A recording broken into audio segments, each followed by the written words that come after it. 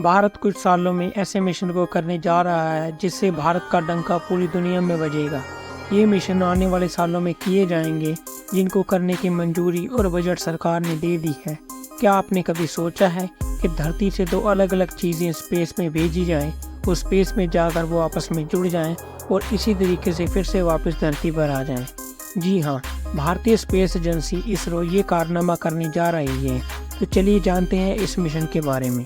चंद्रयान 3 की सफलता के बाद इसरो चंद्रयान 4 बनाने के लिए तैयारी कर रहा है।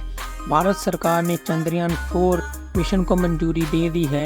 ये मिशन 36 महीने में पूरा हो जाएगा। इस मिशन के लिए सरकार ने 2104 करोड़ रुपए का फंड दिया है। इसमें चंद्रयान 4 स्पेसक्राफ्ट, LVM-3 के 2 रॉकेट और चंद्रयान 4 से लगातार संपर्क बनाए रखने के लिए स्पेस नेटवर्क और डिज़ाइन वेरिफिकेशन शामिल है।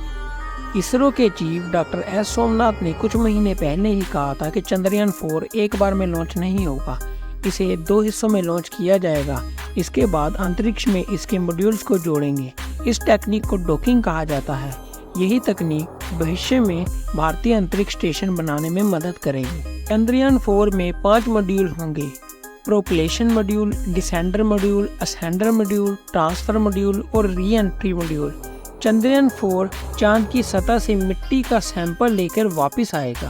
डॉक्टर एस सोमनाथ ने कहा कि चंद्रयान 4 की सारी प्लानिंग हो चुकी है।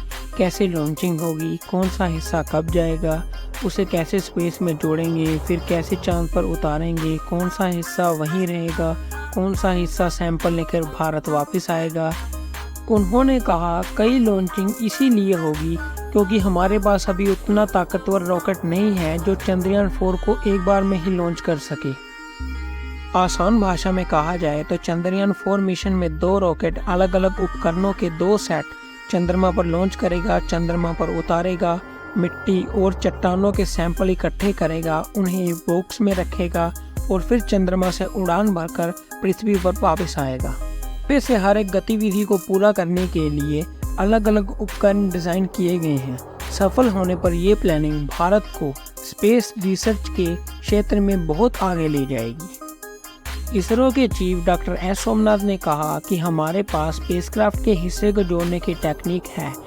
उन्होंने ये भी कहा कि हम इस टेक्निक को डेवलप कर रहे हैं। डॉकिंग के प्रदर्शन के लिए इस साल के अंत तक स्पेडेक्स मिशन किया जा सकता है। दूसरा बड़ा मिशन होगा भारत का अपना स्पेस स्टेशन। इसरो के मुताबिक साल 2035 तक भारत का अपना स्पेस स्टेशन होगा। इसे भारतीय अंतरिक्ष स्टेशन के नाम से जाना जाएगा।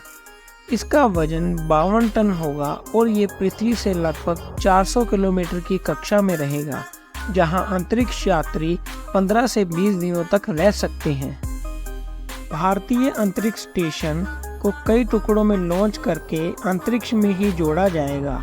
इसका पहला हिस्सा LVM-3 रॉकेट के जरिए अंतरिक्ष में भेजा जाएगा।